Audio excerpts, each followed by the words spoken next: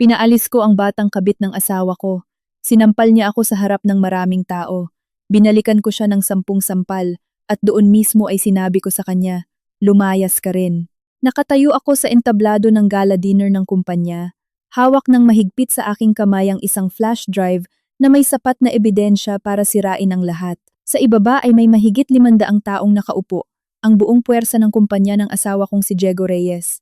Naroon din ang kanyang mga partner sa negosyo, mga investor, at mga mamamahayag mula sa malalaking media network sa Pilipinas. Ang mga naglalakihang crystal chandelier ng Grand Ballroom ng Shangri-La Hotel sa Makati ay nagbibigay liwanag sa lugar na tila ba umaga. At ako, si Elena Navarro, ang asawa ni Diego Reyes, ay naghahanda upang bigyan siya ng isang hindi malilimutang regalo sa napakasilaw na entabladong ito. Susunod, salubungin natin si Ginang Elena Navarro, asawa ng ating Chief Executive Officer, nabubunot ng numero para sa Grand Special Prize ngayong gabi. Umalingaw-ngaw ang boses ng host sa mga speaker ng may propesyonal at masiglang tono. Umakyat ako sa entablado ng hakbang-hakbang, mariing tumatapak gamit ang aking 4 na pulgadang stiletto. Suot ko ang isang itim na velvet na gown na gawa ng isang sikat na designer na nagpapakita ng aking figura na maingat kong inalagaan. Ako ay isang 36 na taong gulang na ina ng 2 anak, ngunit mukha pa rin akong 28 o 29. Hindi ko ito ginagawa para pasayahin ang sinuman, kundi dahil hindi ko kailanman hinahayaan ang sarili ko na magmukhang talunan.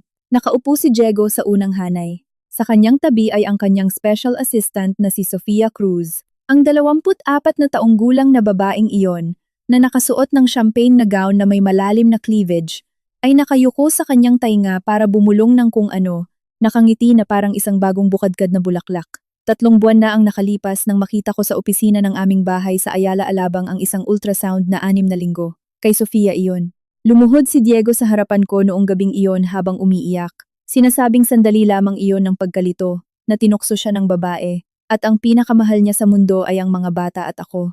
Naniwala ako sa kanya, o mas tamang sabihin, nagkunwari akong naniwala. Gumugol ako ng 3 buwan sa pagkuha ng isang private detective para imbestigahan ang kanyang mga bank statement, kunin ang mga kuha ng CCTV, at i-hack pa ang kanyang iCloud backup. Nakuha ko ang lahat. Ginang Navarro, mangyari po lamang na magbigay kayo ng ilang salita. Inabot sa akin ng host ang mikropono, at kinuha ko ito. Hindi ako tumingin sa kahon ng mga premyo, kundi dumiretso ang tingin ko sa unang hanay. Sa wakas ay napansin ni Diego ang aking tingin. Nginitian niya ako at itinaas ang kanyang baso ng champagne. Ang ngiting iyon ay kaparehong-kapareho noong 17 taon na ang nakalipas nang magkaroon kami ng aming unang date. Noon, siya ay isang walang perang estudyante ng engineering, at ako naman ay anak ng dekano ng College of Law ng Universidad ng Pilipinas. Sabi ng lahat ay ibinababa ko ang aking sarili, ngunit sinabi ko na mahal ko ang kanyang talento. Talento. Ha, bago ko bunutin ang premyo, gusto kong mapanood ninyong lahat ang isang video. Sabi ko at pinitik ang aking mga daliri patungo sa control booth. Nagliwanag ang higanteng screen. Ang unang larawan ay mula sa CCTV sa pasilyo ng isang hotel. Si Diego, na nakaakbay sa baywang ni Sofia, ay nag-swipe ng keycard para pumasok sa kwarto. Ang petsa ay ika-17 ng Nobyembre ng nakaraang taon, ang araw ng aming anibersaryo ng kasal. Nang araw na iyon, sinabi niya sa akin na nasa business trip siya sa Cebu. Ang ikalawang larawan, isang record ng mga bank transfer. Nagpapadala si Diego ng 250,000 piso buwan-buwan kay Sofia.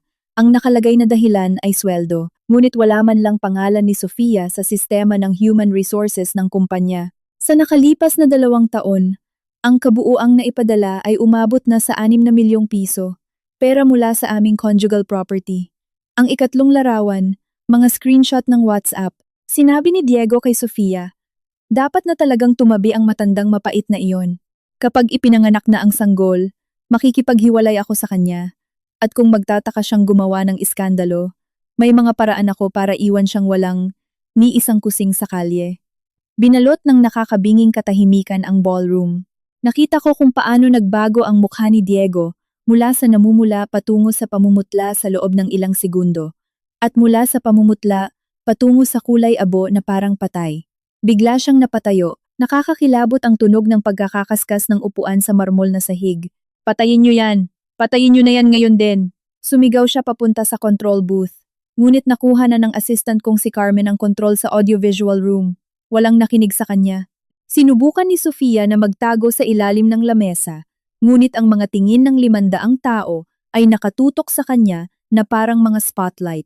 Tinakpan niya ang kanyang mukha habang nanginginig ang kanyang mga balikat. Hindi alam kung umiiyak ba siya o tumatawa dahil sa kaba. Ipinagpatuloy ko ang paglipat ng mga slide. Ang ika-4 na ebidensya, ang ika-5, ang ika-6. Naghanda ako ng eksaktong 37 pahina. Bawat pahina ay isang kutsilyo. Binala kong balatan ng buhay ang dalawang walang hiyang ito.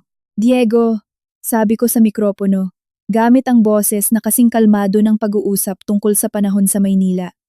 Tinanong mo ako kanina kung bakit hindi ko ipinadala ang pera para sa gastusin ng nanay mo ngayong buwan. Ngayon sasabihin ko sa iyo, dahil nalaman ko na 50,000 piso lang ang ibinibigay mo sa nanay mo at 250,000 kay Sofia. Pinalaki ka ng nanay mo sa loob ng 30 taon at para sa iyo, ang halaga niya ay ika-5 bahagi lamang ng halaga ng kabit mo.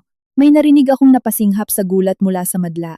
Nakita ko ang ilang mamamahayag na naglalabas ng kanilang mga cellphone at nagsisimulang mag-video bukas. Ay hindi, mismong gabing ito, magba-viral ang videong ito sa buong Pilipinas. Tumakbo si Diego papunta sa entablado.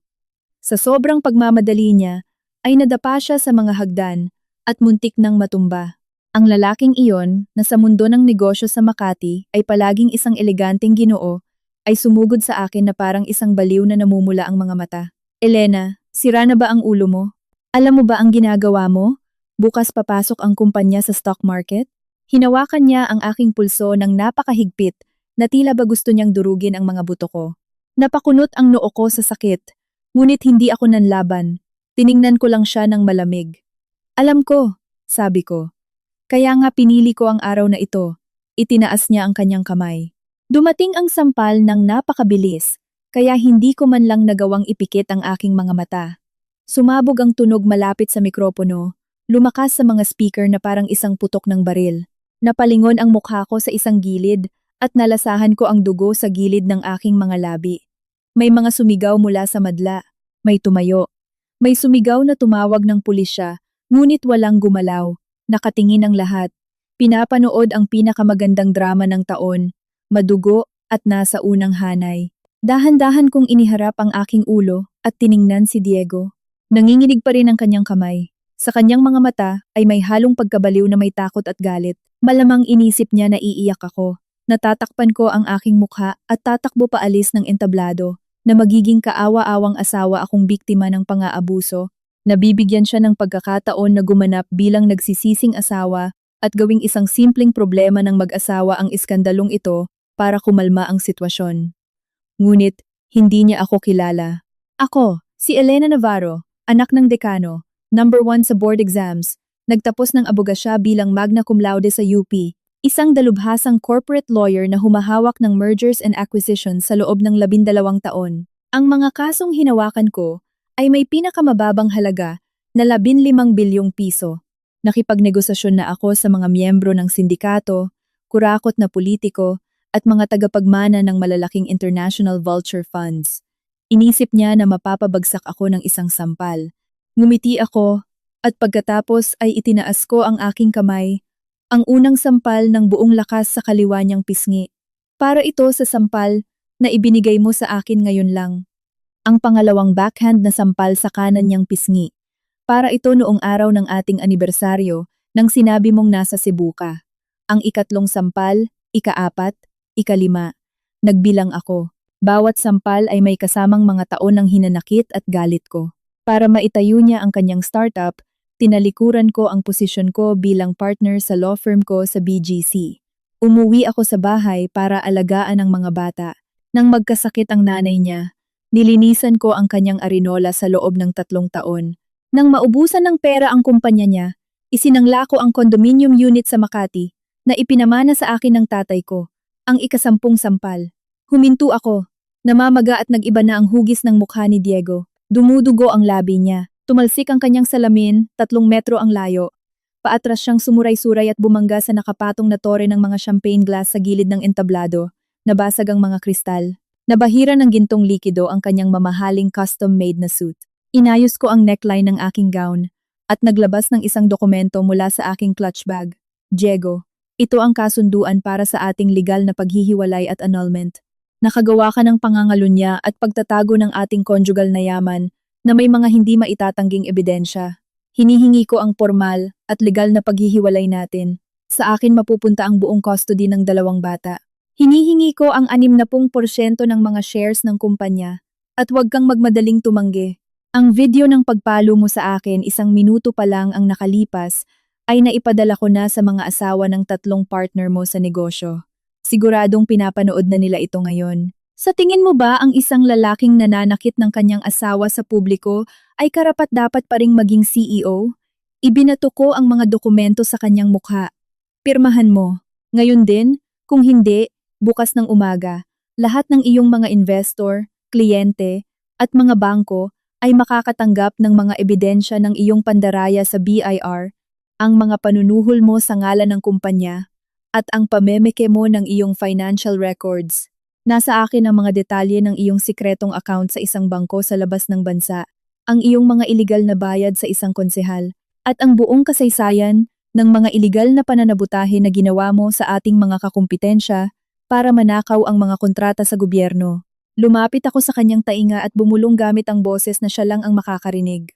Akala mo ba hindi ko alam na ang aksidente sa kotse sa SLEX 3 taon na ang nakalipas ay hindi sira sa preno? Nanigas ang kanyang katawan. Sa aksidenteng iyon, namatay ang isang batang programmer. Sinabi ni Diego na isa itong masamang tadhana. Ngunit alam ko na nadiskubre ng batang iyon ang kanyang pamemeke sa accounting at nagbabalak na ireklamo siya sa SEC. Gumugol ako ng 3 buwan para hanapin ang may-ari ng talyer na binayaran niya at hawak ko na ang kanyang recorded na pag-amin. Pipirma ka ba o hindi? Tanong ko sa kanya. Nanginginig ang kanyang mga kamay, ngunit kinuha niya ang ballpen. Sa harap ng gulat na tingin ng lahat, pinirmahan niya ang kasunduan sa paghihiwalay. Ang kanyang sulat kamay ay baluktot, tila isang naghihingalong ahas. Itinago ko ang dokumento at humarap sa madla. Mga ginang at ginoo, humihingi ako ng paumanhin. Sa pagsira ng masayang kapaligiran, ipagpapatuloy natin ang raffle. Ang premyo ay isang biyahe para sa 2 tao papuntang Europa na ako mismo ang nag-sponsor na nagkakahalaga ng 500,000 piso. Gayunpaman, huminto ako sandali at iginala ang aking tingin sa namumutlang mukha ni Sofia. Iminumungkahi ko sa mananalong mag-asawa na i-check ang mga cellphone ng isa't isa. Hindi natin alam kung anong mga sorpresa ang maaari ninyong mahanap. May mga kinakabahang pagtawa mula sa madla na sinundan ng napakalakas na palakpakan.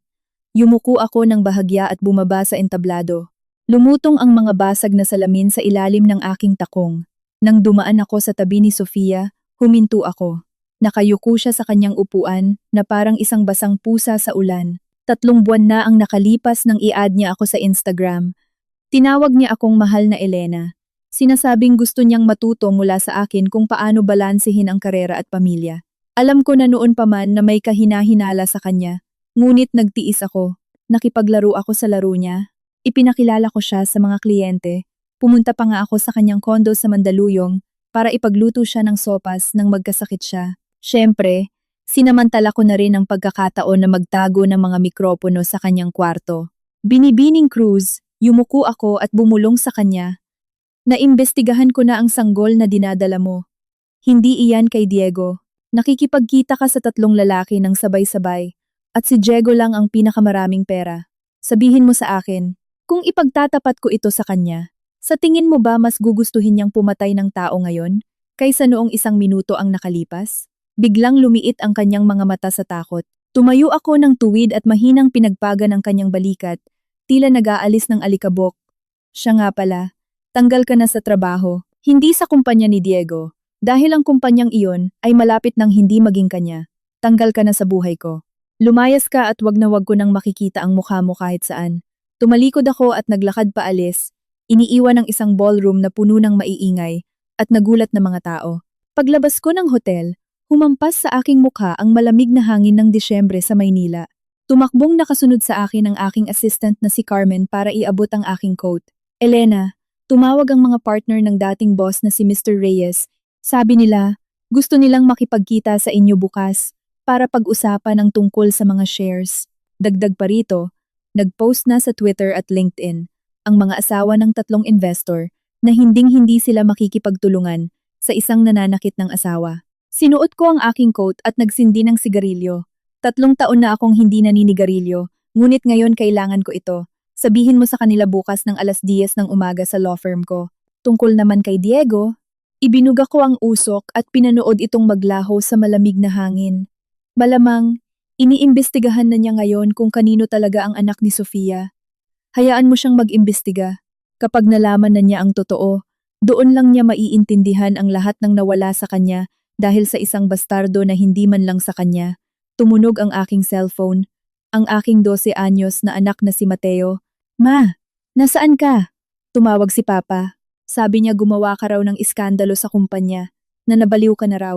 Mateo, pinutol ko ang sasabihin niya. Sinampal ako ng tatay mo sa harap ng 500 tao. Bakat pa rin sa mukha ko ang marka. Sa tingin mo ba nabaliw na ang nanay mo? Nagkaroon ng mahabang katahimikan sa kabilang linya. Pagkatapos ay sinabi ng anak ko, kukuha ako ng yelo, umuwi ka na, lalagyan ko ng cold compress ang mukha mo. Biglang napaluha ang aking mga mata, ngunit pinigilan ko. Elena, huwag kang iiyak.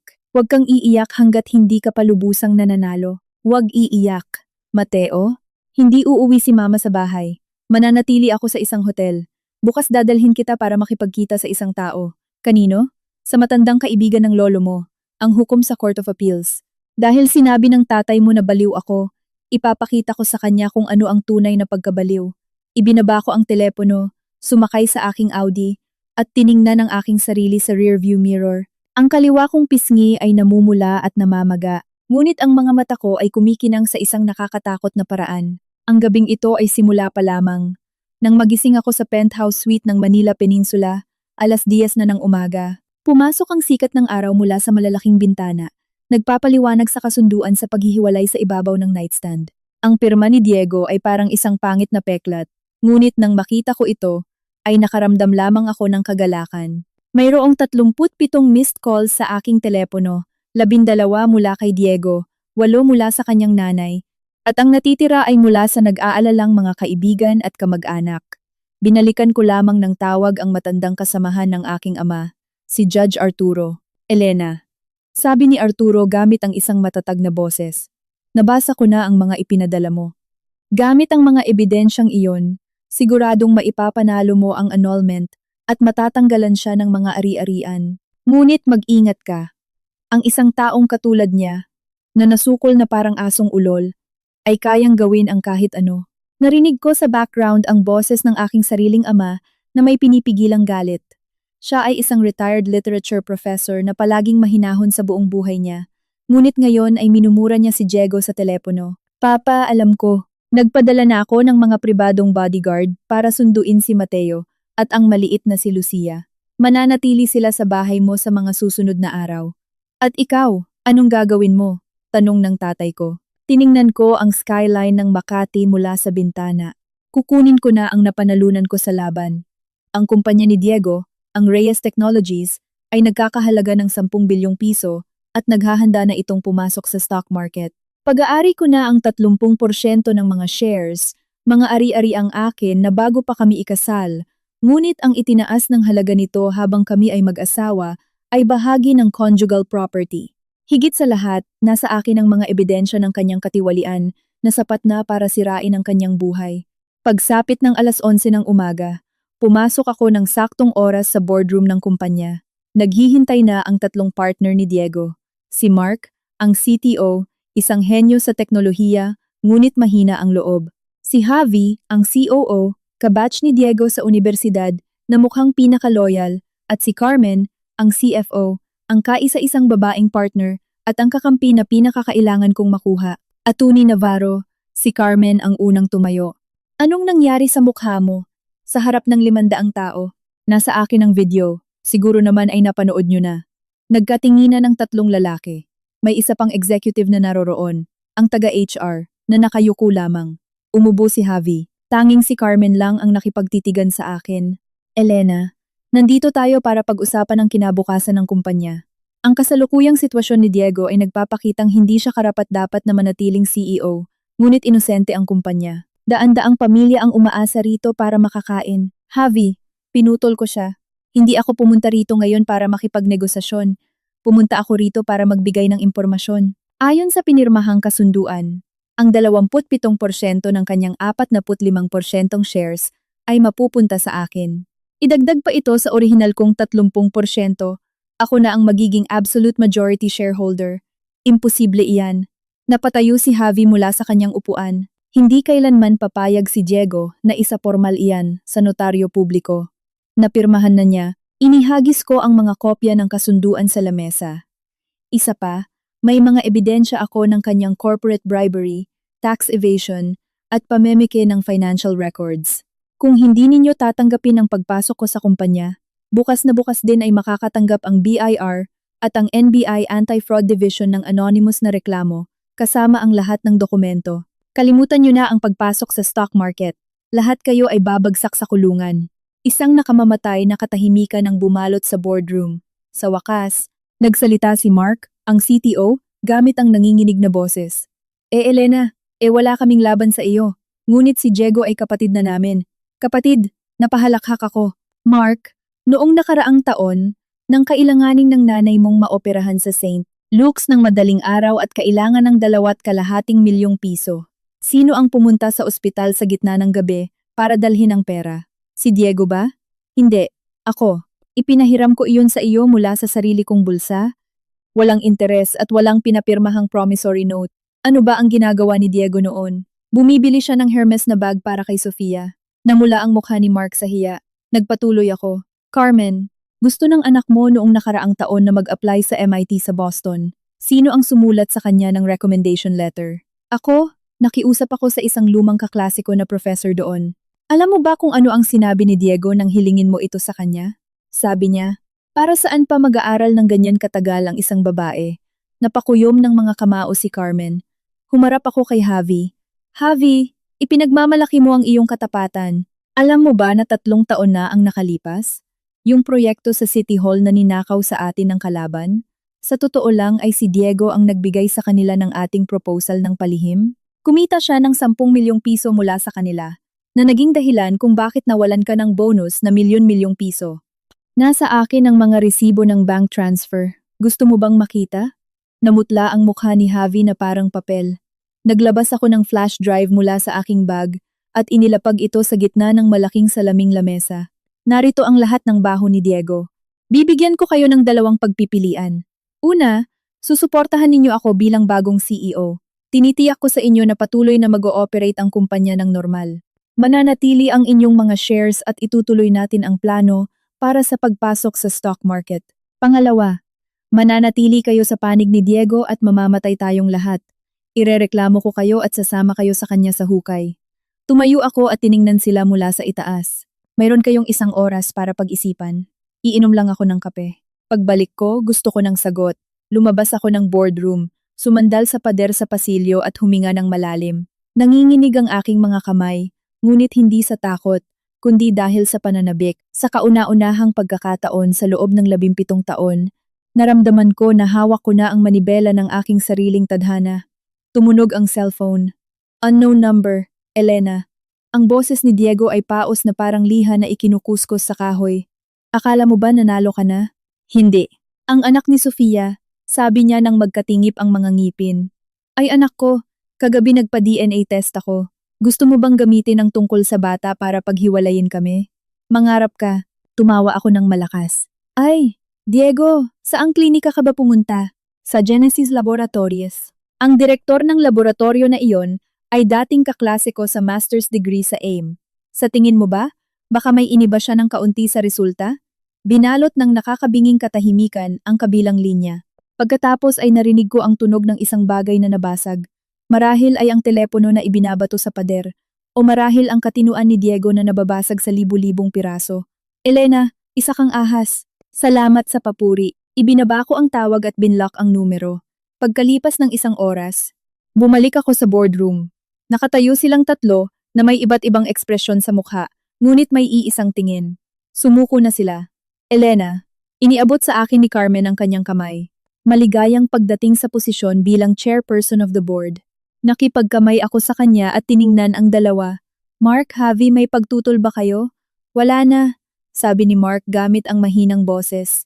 Wala na, bulong ni Javi sa pagitan ng kanyang mga ngipin. Perpekto, umupo ako. Kung gayon, unang agenda, tumawag ng emergency board meeting para tanggalin si Diego Reyes sa lahat ng kanyang posisyon. Pangalawang agenda, tumawag ng pulis at formal na isampa ang kasong violence against women. Nasa akin ang medical report at 500 testigo. Pangatlong agenda, sampahan ng kaso si Sofia Cruz at hingi ng pagbabalik ng 6 na milyong pisong pera ng pamilya na ipinadala ni Diego. Ika-4 na agenda, huminto ako sandali at nagbigay ng aking unang totoong ngiti para sa araw na ito. Ika-4 na agenda, lilipat ako sa opisina ni Diego, yung may tanawin ng Ayala Avenue. Matagal ko na itong pinapangarap. Nang araw na lumipat ako sa opisina ni Diego, nagpakita si Sofia. Nakasuot siya ng maluwang na damit pang buntis, walang makeup at namamaga ang mga mata. Mukha siyang mas matanda ng 10 taon. Walang-wala kumpara sa napakagandang babae na nakasuot ng champagne na gown. Ginang Navarro, sabi ni Elena mula sa pintuan gamit ang nanginginig na boses. Pwede ba tayong mag-usap? Nakaupo ako sa leather na upuan ni Diego, na ngayon ay ex-CEO na. Iniikot ko ang upuan. Mula rito ay makikita ang buong lungsod at binabalot ng ginintuang kulay ng hapon ang mga matataas na gusali. Madalas umupo rito si Diego habang tinitingnan ang tanawin at nagte-text kay Sofia na nagsasabing, "Miss na kita, babe. Maupo ka." Itinuro ko ang upuan sa harapan ko. Maingat siyang umupo. Pinoprotektahan ang kanyang tiyan gamit ang 2 kamay. Nakakadiri ang kilos na iyon. Ginagamit niya ang sanggol bilang kalasag. Inaakalang maaawa ako sa kanya. Elena, alam kong nagkamali ako. Hindi ko dapat pinatulan si Mr. Reyes. Diego, pagtatama ko sa kanya. Hindi na siya si Mr. Reyes. Siya na ngayon ay ang walang trabahong si Diego Reyes. O kung magagaling ang mga abogado ko, malapit na siyang maging akusadong si Diego Reyes. Pumatak ang mga luha ni Sofia. Nagmamakaawa ako sa inyo. Patawarin niyo na ako. Ang bata. Inosente ang bata. Kailangan ko ng pera. Binuksan ko ang isang drawer at naglabas ng isang folder na may mga dokumento. Sofia, magkasundo tayo. Sabihin mo sa akin, bukod kay Diego, sino pa ang 2 lalaking iyon? Kung sasabihin mo sa akin, bibigyan kita ng 2.5 milyong piso para makaalis ka ng Maynila at magsimula ulit ng tahimik. Nagbago ang kanyang mukha. Biglang tumigil ang kanyang mga luha. Dumaan sa kanyang mga mata ang isang kislap ng pagiging alerto. Hindi ko alam ang sinasabi ninyo. Hugo Ortiz, 28 taong gulang, gym instructor, 11 buwan na kayo. Luis Mendoza, 42 taong gulang, vice president ng isang real estate company, may asawa, 7 buwan na kayo. Si Diego lang ang pinakamayaman sa kanilang 3. Inisa-isa kong ilapag ang mga litrato na nakuha ng private detective sa ibabaw ng lamesa. May relasyon ka sa 3 lalaki ng sabay-sabay. Nag-overlap ang mga petsa. Sa totoo lang, kahit ikaw mismo ay hindi alam kung kanino ang batang iyan. Tama ba? Namutla si Sofia na parang bangkay. Paano? Paano ko nalaman? Ngumiti ako. Sofia, mula noong araw na inad mo ako sa Instagram, alam ko nang may mali. Isang magandang 24 na taong gulang na babae ang kusang lalapit sa 36 na taong gulang na asawa ng kanyang boss. Ano pa ba ang gusto niya kundi manggulo? Nakipaglaro ako sa iyo ng 3 buwan. Magaling kang umarte, pero napakapangit ng script. Tumayo ako, umikot sa lamesa at huminto sa harapan niya. Sa instinct niya ay umatras siya, yakap-yakap ang kanyang tiyan. Bibigyan kita ng 3 araw, sabi ko gamit ang mahinang boses. Dalhin mo sa akin ang contact details ng 2 lalaking iyon at ang record ng lahat ng bank transfer ninyo sa isa't isa. Ibibigay ko sa iyo ang pera at aalis ka ng Pilipinas. Kung hindi, yumuko ako papalapit sa tainga niya. Ibibigay ko sa pulisya ang ebidensya na niloko mo ang 3 lalaki ng sabay-sabay, nagpanggap kang buntis at humingi ng pera para sa emergency. Alam mo ba kung ilang taon ang kulong para sa estafa? Lalo na kapag umabot sa milyon ang halaga? Nagsimulang manginig ang kanyang katawan na parang dahon sa hangin. Hindi mo kayang gawin iyan. Sinabi mo na inosente ang bata. Tumayo ako ng tuwid. Ang bata? Oo. Ikaw? Hindi. At Sofia, sigurado ka ba talaga na gusto mong buhayin ang batang ito? Lumaki sa isang kapaligiran, kung saan ang nanay ay isang manloloko at ang tatay ay isang nananakit ng babae na bagsak sa buhay. Iyan ba ang regalong gusto mong ibigay sa anak mo? Tuluyang gumuho si Sofia, tinakpan niya ang kanyang mukha at umiyak ng napakalakas habang nanginginig ang kanyang mga balikat. Nanatili akong nakatayo sa tabi niya. Pinapanood siyang umiyak gamit ang malamig na tingin. Walang kahit anong nararamdaman. 3 buwan na ang nakalipas. Ganyan din ako umiyak sa opisina sa bahay namin. Yakap-yakap ang ultrasound na iyon. Pakiramdam ko gumuho ang buong mundo sa ibabaw ko. Inisip kong mamamatay ako, na mababaliw ako, na magiging isa ako sa mga inabandonang babae na umiiyak sa social media at humihingi ng awa mula sa pamilya. Pero hindi ko ginawa iyon. Pinili ko ang ibang daan, ang daan ng malamig at kinakalkulang paghihiganti. 3 araw, sabi ko at bumalik sa aking upuan. Pinindot ko ang pindutan ng intercom. Security. Samahan niyo palabas si Miss Cruz. 2 security guard ang pumasok at tinulungan siyang tumayo. Sa pintuan ay lumingon siya para tingnan ako. May takot at galit sa kanyang mga mata. Elena, babalik din sa iyo ang karma. Ang mga babaeng katulad mo ay karapat-dapat iwanan. Ngumiti ako. Salamat. Pero bago mangyari iyon, isipin mo muna kung paano mo haharapin ang mga pulis. Nang sumara ang pinto, bumalik ang katahimikan sa opisina. Tiningnan ko ang papalubog na araw at tinawagan ko si Carmen. Carmen, imbestigahan mo ang mga bank account ni Sofia, lalo na noong nakaraang 2 taon. Gusto kong malaman kung sino pa ang nagpasok ng pera sa kanya bukod kay Diego. Mga pangalan, halaga, petsa. Elena, ito ba ang unang utos mo bilang bagong CEO? Oo, ibinaba ko ang telepono, binuksan ko ang computer. Ang wallpaper ay litrato ko pa rin kasama si Diego sa Boracay noong nakaraang tag-araw. Nakaakbay siya sa baywang ko, nakangiti ng buong pagmamahal. Sa pagkakataong iyon, alam ko na ang tungkol kay Sofia, ngunit patuloy akong ngumiti sa kamera, umaarte sa dula ng isang perpektong kasal. Ngayon, sa 2 tao sa litratong iyon, ang isa ay malapit ng bumagsak at ang isa ay muling bumabangon mula sa kanyang mga abo. Tumunog ang telepono ko, ang anak kong si Mateo. Mama, nandito si Papa. Nasa tapat siya ng bahay ni Lolo, sumisigaw na gusto niya raw kami makita ni Lucia. Bumilis ang tibok ng puso ko. Huwag niyo siyang pagbubuksan. Sabihin mo kay Lolo na tumawag ng pulis. Nakakatakot si Mama. Sabi niya kung hindi mo raw siya kakausapin, pupunta siya. Sa kabilang linya, may narinig akong mga kalabog at pagkatapos ay ang paos na boses ni Diego. Elena, akala mo ba nanalo ka na? Akala mo ba, dahil ninakaw mo ang kumpanya ko, ay makakatulog ka na ng mahimbing? Nakalimutan mo yatang mga anak ko rin, sina Mateo at Lucia. May karapatan ako sa custody. Pwede kitang kasuhan. Sasabihin ko na ikaw ang nanakit sa akin. Nabaliw ka. Na kaya mong gawin ang lahat para sa pera. Hinigpitan ko ang hawak ko sa telepono hanggang mamuti ang aking mga buko ng daliri. Subukan mo, sabi ko gamit ang kalmadong boses. Kung magsasampa ka ng kaso para sa custody, ipapadala ko ang mga ebidensya ng mga panunuhol mo sa judge. Tingnan natin, alin ang mas mabilis? Isang family court case o isang arrest warrant para sa graft and corruption at pandaraya sa gobyerno. Natahimik siya ng ilang segundo, pagkatapos ay naglabas ng nakakapangilabot na tawa. Sige, Elena, matigas ka. Pero alam mo ba, kakataya lang sa akin ni Sofia. Sinabi niya sa akin na idedemanda mo siya para sa estafa. At sinabi niya sa akin na marami rin siyang alam na sekreto ko. Kung idedemanda mo siya, hihilahin niya ako kasama niya sa impyerno. Elena, ito ba ang gusto mo? Pareho tayong masira. Hindi ko siya sinagot.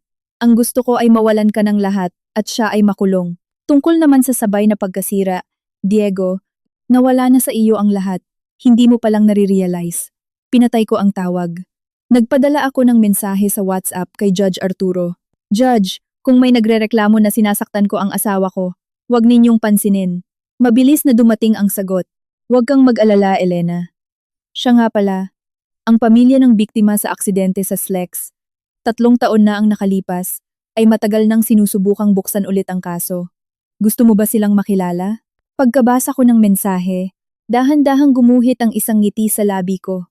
3 taon, ang mga magulang ng batang programmer na iyon ay 3 taon nang humihingi ng hustisya para sa kanilang anak. Sinubukan silang patahimikin ni Diego gamit ang pera, ngunit hindi sila sumuko. Nang kontakin ko sila noong nakaraang linggo, hinawakan ng matandang babae ang aking mga kamay at sinabing, "Attorney, alam po namin na kayo ang asawa niya, ngunit wala na po kaming ibang pag-asa. Ngayon ay mabibigyan ko na sila ng sagot." Nag-type ako, bukas ng 10:00 sa aking law firm.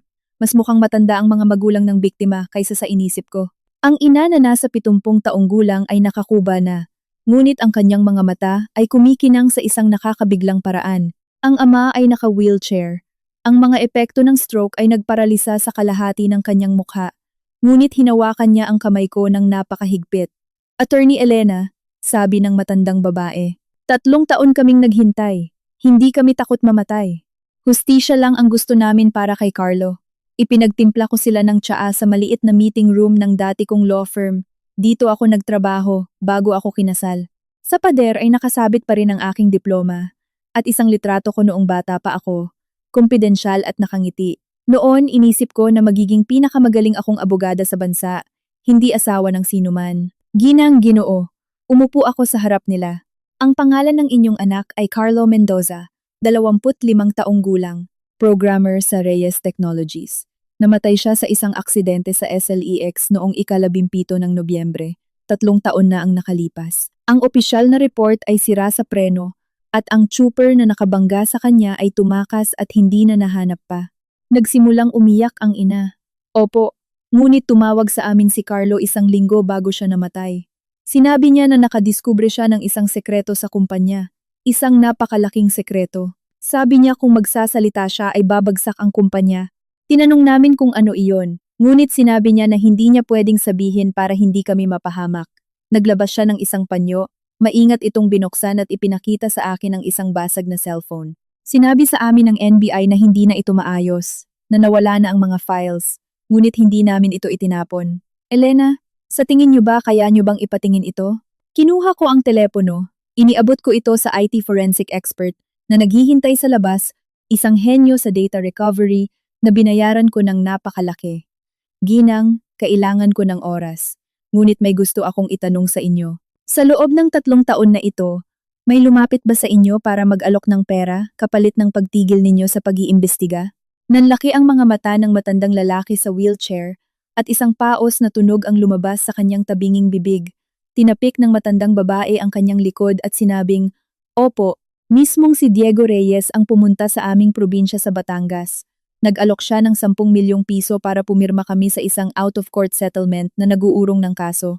Hindi kami pumirma. Pagkatapos, pinagbantaan niya kami. Sinabi niya na may isa pa kaming apo na nakatira sa probinsya at mag-ingat daw kami. Naramdaman ko ang pagkulo ng aking dugo. Diego, mas nakakadiri ka pa kaysa sa inakala ko. At kinuha ba ninyo ang pera?" "Hindi," nagalit ang matandang babae. "Hustisya ang gusto namin. Ang buhay ng anak kong si Carlo ay hindi katumbas ng 10 milyon. Pinisil ko ang kanyang kamay. "Mabuti. Ngayon, may sasabihin ako sa inyo, hindi lang basta pinatay ni Diego ang inyong anak. Naglabas ako ng kopya ng aking pribadong investigasyon tungkol sa aksidente. Umabot ako ng 1 buong buwan para hanapin ang may-ari ng talyer sa Valenzuela kung saan dinala ang kotse. Kinumpirma niya sa akin na sinadyang sirain ang mga preno at ang tumakas na trooper na iyon ay hindi totoo. Plano iyon ni Diego. Nadiskubre ni Carlo ang pandaraya sa pera at malapit na sana niya itong ireklamo. Inimbitahan siya ni Diego para maghapunan, nilagyan niya ng pampatulog ang kanyang inumin, inilagay siya sa kotse ng walang malay at pinlano ang aksidente. Hinimatay ang matandang babae.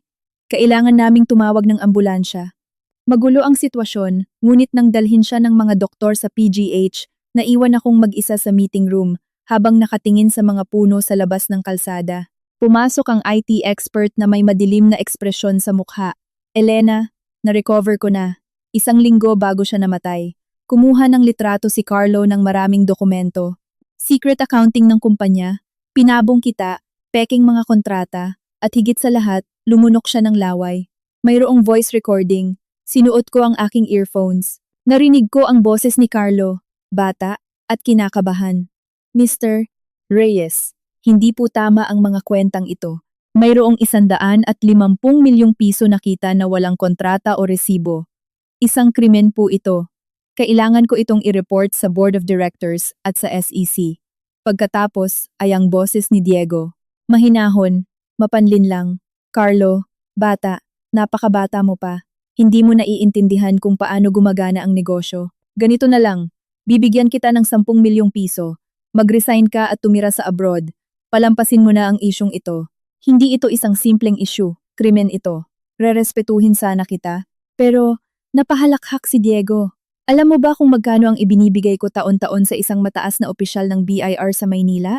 Alam mo ba kung ilang politiko ang nasa bulsa ko? Kung irereklamo mo ako, sa tingin mo ba bukas hindi ka aarestuhin dahil sa pag-iingat ng child pornography? O sa makalawa ay matatagpuan kang nagpakamatay dahil sa konsensya?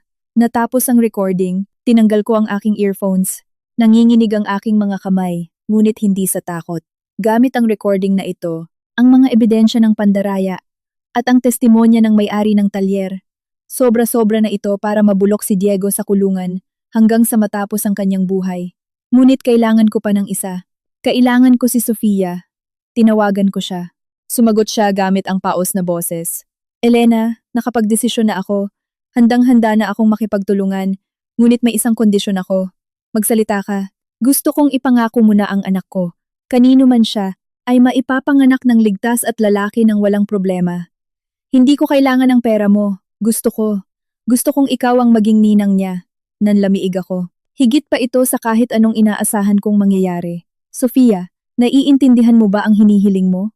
Hinihiling mo na maging ninang ako ng anak ng kabit ng asawa ko? Alam ko, nabulol ang kanyang boses.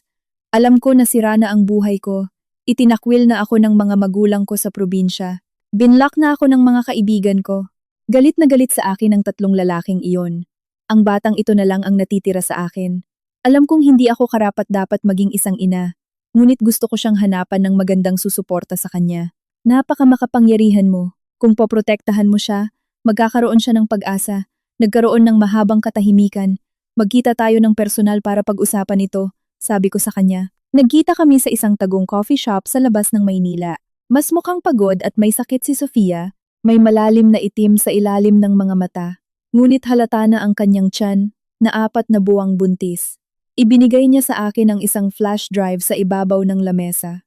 Ang mga contact details ni Hugo at Luis, ang mga resibo ng bank transfers, ang mga usapan sa WhatsApp, nandyan ang lahat.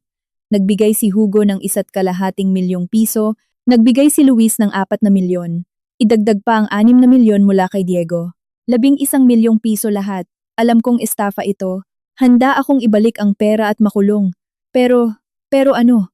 Pero gusto kong mapalaki ang anak ko. Tiningnan niya ako at nakita ko sa kanyang mga mata ang isang bagay na hindi ko pa nakikita sa kanya kailanman. Isang desperadong katigasan ng ulo. Elena, alam kong galit ka sa akin. Galit din ako sa sarili ko, ngunit inosente ang bata. Pumunta ako sa ibang private clinic para ulitin ang DNA test. Anak siya ni Diego. Totoo na ito ngayon. Kinuha ko ang flash drive nang walang sinasabi. Sobrang makaluma at sexist ng mga magulang ko, pagpapatuloy niya. Nang makapasa ako sa entrance exam sa kolehiyo, ayaw nilang magbayad para sa pag-aaral ko. Sabi nila walang kwenta ang pag-aaral ng babae. Nagnakaw ako ng pera sa bahay at pumunta rito sa Maynila para magtrabaho. Nag-aral ako sa PUP Open University sa gabi, hanggang sa wakas ay nakapasok ako sa kumpanya ninyo. Akala ko matutulungan ako ni Diego, na maibibigay niya ang buhay na gusto ko. Nagkamali ako. Hindi sana ako naging sakim o naghanap ng shortcut. Ngunit ngayon, gusto ko lang ang batang ito. Gusto kong lumaki siya ng maayos, na hindi siya matulad sa akin. Pumapatak ang kanyang mga luha, ngunit hindi siya humihikbi. Pinupunasan niya ito gamit ang likod ng kanyang kamay na may kasamang matatalim na galaw. Bakit hindi mo ipinalaglag? Tanong ko. Ginawa ko na ito noong 18 taong gulang ako. Wala akong alam. Pumunta ako sa isang palihim na klinika at muntik na akong mamatay. Sinabi sa akin ng doktor na naging masyadong manipis ang dingding ng matris ko at kung magpapalaglag pa ako ulit, malamang na hindi na ako mabubuntis kailanman. Ngumiti siya ng may kapaitan. Nakakatawa. Hindi ba? Binubuhay ko ang sarili ko gamit ang katawan ko tapos ngayon ay malapit ko nang mawala ang karapatang maging ina. Tiningnan ko siya at bigla akong nakaramdam ng matinding pagod sa konsensya. Inakala kong ang labanang ito ay magiging purong kasiyahan at paghihiganti. Ngunit ngayon, Nakaupo sa harap ng babaeng kinamumuhian ko ng buong kaluluwa. Pakiramdam ko ay blanko ang lahat. Sofia, sabi ko sa kanya, hindi ako magiging ninang ng anak mo, ngunit pwede kitang tulungan. Bibigyan kita ng dalawang opsyon. Una, tetestigo ka kasama ko para makulong si Diego sa salang estafa, panunuhol, at pagpatay. Kapalit nito, tetestigo ako pabor sa iyo para bigyan ka ng pinakamababang suspended sentence para sa estafa. Bibigyan kita ng pera para umalis ka ng Pilipinas at ipaampon ang bata. Sa ganoong paraan, makakapagsimula ka ulit. Pangalawa, itutuloy mo ang pagbubuntis at ikaw ang magpapalaki sa anak mo. Ihahanap kita ng maayos na trabaho, ngunit kailangan mong tanggapin na sa buong buhay mo ikaw ang tanging responsable para sa batang iyan. Tapos na ang pagpunta sa mga club, tapos na ang pakikipag-date sa mayayamang lalaki, tapos na ang mga shortcut. Tiningnan niya ako at unti-unting bumalik ang liwanag sa kanyang mga mata. Pipiliin ko ang pangalawa. Bakit? Hinawakan niya ang kanyang tiyan at bumulong. Dahil gusto kong subukang mabuhay nang hindi umaasa sa lalaki. Inilahad ko ang aking kamay sa kanya. Nagulat siya ng isang segundo at sa kanya ito tinanggap. Malamig ang kanyang mga kamay, ngunit mahigpit ang kanyang pagkakahawak. Kung gayon, ikinagagalak kitang makatrabaho, sabi ko. Ang una mong misyon, tawagan mo si Diego. Sabihin mo na nasa iyo ang mga ebidensya ng kanyang tax fraud at i-extort mo siya. Humingi ka ng 25 milyong piso. Habang nag-uusap kayo, gusto kong ipaamin mo sa kanya na siya ang nag-utos na patayin si Carlo Mendoza. Namutla ang mukha ni Sofia. Ngunit isa itong patibong. Ngumiti ako. Hindi ito simpleng paghihiganti. Mas bobo at mas walang awa si Diego kaysa sa inakala ko. Kinabukasan matapos ang tawag ni Sofia, nagpakita siya na may dalang cash sa isang briefcase. Hindi 25 milyon, kundi 2.5 milyon lamang, at isang dokumento na nagsasabing isinusuko ni Sofia ang lahat ng ebidensya at mananahimik. Gusto niyang bilhin ang mga ebidensya at pilitin itong pumirma para manahimik habang buhay sa ilalim ng banta ng kaso. Si Sofia, bilang pagsunod sa mga utos ko, ay nagkunwaring nagdadalawang isip, nagkunwaring natatakot, at sa huli ay napilitang tanggapin ito. Pumirma siya sa papel, kinuha ang pera at sinadyang matapon ng kape sa pantalon ni Diego. Habang nagpupunas siya, nagpicture ang mga investigador ko ng buong transaksyon. Ngunit ito ay simula pa lamang. Ang nakamamatay na suntok ay dumating paglabas ni Diego sa coffee shop. Nagmaneho siya papunta sa labas ng Maynila, patungo sa inabandonang industrial park sa Valenzuela, kung saan naroon ang talyer ng mekaniko. Naroon ang mahalagang testigo na binayaran niya 3 taon na ang nakalipas. Hindi niya alam na naglagay ako ng GPS tracker at mikropono sa cellphone ni Sofia, at bago sila maghiwalay, palihim itong inilagay ni Sofia sa bulsa ng kanyang coat. Mang Kiko, narinig ang boses ni Diego mula sa aking earphones. May problema tayo. Ang walang hiyang babaeng iyon ay may mga dokumento ni Carlo. Kailangan kong mawala ang mga bagay na ito at umalis dito. Hanapan mo ako ng contact na makakapagpuslit sa akin papuntang Malaysia ngayong gabi gamit ang lancha. Si Mang Kiko, ang may-ari ng talyer, ang taong sumira sa preno ng kotse. Gumugol ako ng 2 buwan para hanapin ang kahinaan ni Mang Kiko. Ang kanyang anak ay nag-aaral sa London, na buong binabayaran ni Diego, ngunit hindi alam ni Mang Kiko na ang kanyang anak ay nasa ilalim na ng aking pagbabantay at proteksyon. Mr. Reyes, nanginginig ang boses ni Mang Kiko. Napakasama ng sitwasyon. Ang babaeng nagngangalang Elena ay may alam. Kahapon, pumunta ang PNP para tanungin ako tungkol sa nangyari 3 taon na ang nakalipas. Ano ba ang kinakatakot mo, tanga? Sumigaw si Diego. Kung ititikom mo ang bibig mo, walang mangyayari sa akin. Ngunit kung susubukan mong magsalita, ang buhay ng anak mo, alam mo na kung anong mangyayari sa kanya. Napayukom ang mga kamao ko, mga pananakot. Sa arsenal ni Diego ay palaging iisa ang kanyang taktika. Boss, biglang nagsalita si Mang Kiko. Napag-isipan ko na itong mabuti. Nasabihan ko na ang anak ko na magtago. Susuko na ako sa presinto. Sa earphone ay nakarinig ako ng static noise. Pagkatapos ay ang mga pagmumura ni Diego, isang pag-aagawan, at sa wakas, isang malakas na kalabog at ang nanghihinang sigaw ni Mang Kiko. Mang Kiko, walang sumagot. Agad akong tumawag sa pulisya at nagmaneho ng matulin patungo sa talyer sa Valenzuela. Pagkalipas ng 20 minuto, dumating ako ng halos sabay sa patrol car ng PNP. Si Mang Kiko ay nasa sahig na naliligo sa sarili niyang dugo. na may matinding trauma sa ulo dahil sa pinalong wrench, ngunit humihinga pa rin siya. Tumakas si Diego. Gayunpaman, may bakas ng dugo. Sugatan din siya. Ipasara ninyo ang mga exit palabas ng NLEX, sabi ko sa inspector na nakatalaga. Hindi pa siya nakakalayo. At si Mang Kiko ay isang napakahalagang testigo, kailangan siyang mabuhay. Tiningnan ako ng inspector ng may komplikadong ekspresyon. Ginang Navarro, paano niyo nalaman na mangyayari ito rito? Dahil ilang linggo ko na siyang pinapakinggan, ipinakita ko sa kanya ang ID ko mula sa Integrated Bar of the Philippines at isang nakaselyong dokumento. Ito ay mga legal na wiretap, inspector. Inaprubahan ng isang huwes sa ilalim ng investigasyon para sa patuloy na violence against women at mga pagbabanta sa aking buhay at sa aking paligid. Ang hukom na si Arturo Mendoza ng Court of Appeals ang personal na nangasiwa sa autorisasyon. Nahuli si Diego 6 na oras ang lumipas. Sinusubukan niyang sumakay sa isang barko sa Batangas Port patungong Mindoro para makatakas pa Malaysia sa likurang daan, ngunit naharang siya sa pantalan. Basag ang binti niya dahil sa paghampas ni Mang Kiko ng bakal noong lumalaban siya, kaya hindi siya makatakbo ng mabilis. Ngunit ang pinakamahalaga ay naging masyado siyang kumpidensyal. Akala niya hindi kailanman magtataksil si Mang Kiko, na napatahimik na si Sofia ng pera, at na ako pa rin ang masunuring asawa na maglilinis ng kanyang mga kalat. Nang ipasok siya sa sasakyan ng pulis, nakita ko kung paano magulo ang kanyang buhok. May natuyong dugo sa noo, punit-punit ang kanyang mamahaling suit, ngunit ang galit sa kanyang mga mata ay nananatiling nagniningas. Elena, isinigaw niya sa akin mula sa loob ng patrol car. Mamamatay ka sa pinakamasamang paraan. Kahit maging multo ako ay hindi kita mapapatawad. Lumapit ako sa bintana ng patrol car at tinitigan siya. Diego, alam mo ba kung nasaan ang mga magulang ni Carlo ngayon? Natahimik siya. Nasa PGH sila at nagbabantay kay Mang Kiko. Sabi ng nanay ni Carlo, kung makakaligtas si Mang Kiko at tetestigo, handa siyang patawaring ito at ibahagi ang bahagi ng bayad pinsala sa kanya. Sabi naman ng tatay, sa wakas ay makakatulog na siya ng mahimbing dahil mabubulok na sa kulungan ang pumatay sa kanyang anak. Yumuko ako sa salamin at sinabi, para marinig lang niya, natalo ka na, hindi sa akin, kundi sa sarili mo, sa iyong kasakiman, sa iyong kalupitan, sa iyong kayabangan. Akala mo kaya mong kontrolin ang lahat, ngunit nakalimutan mo na ang mga tao ay may puso.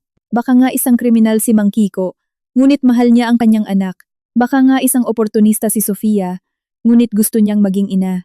At ako, tumayo ako ng tuwid at tiningnan siya mula sa taas. Ako, mayroon akong pagmamahal. Totoong minahal kita, Diego. 17 taon na ang nakalipas. Nang bumibigkas ka ng mga tula sa mga pasilyo ng unibersidad, akala ko ikaw na ang pinakamabuting lalaki sa mundo. Ngunit ngayon naiintindihan ko na hindi mo kailanman hinanap ang liwanag.